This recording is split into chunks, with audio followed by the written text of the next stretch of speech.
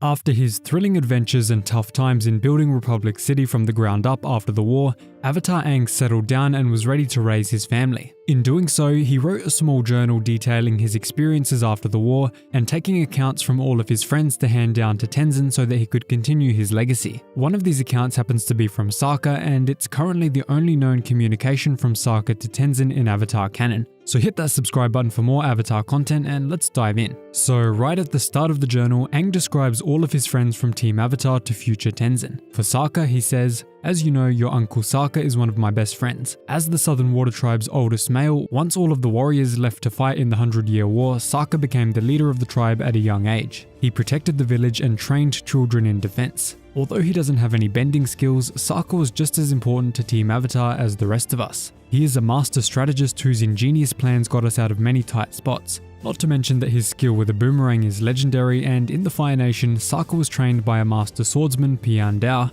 and learned how to forge his own sword out of a meteorite. Toward the end of the 100-Year War, Sokka was happily reunited with his father, a formidable warrior who Sokka had always looked up to. A long while later in the journal, we get a directly written message from Uncle Sokka to future Tenzin. He basically tells the story about his time atop the airships during Aang's battle with Fire Lord Ozai at the end of the war. Of course, being Sokka, he exaggerates a lot of details, saying that he saved the world single-handedly, but he does include a very important message. He says that due to his strength, fast thinking, and incredible reflexes, he was able to save Toph and himself from certain death. Well, he admits that it was Suki who saved them, but he still stands by the message that just because you can airbend doesn't mean that you shouldn't build up your strength and reflexes. Airbending will give you a huge and massive advantage in the world, but it won't always be the right tool for every situation. Therefore, you must hone your strength and warrior skills because it might one day save you. I think that's a very nice and fitting message for Tenzin as he grows up being the last airbender after Aang. It is up to him to continue the legacy of the Air Nation.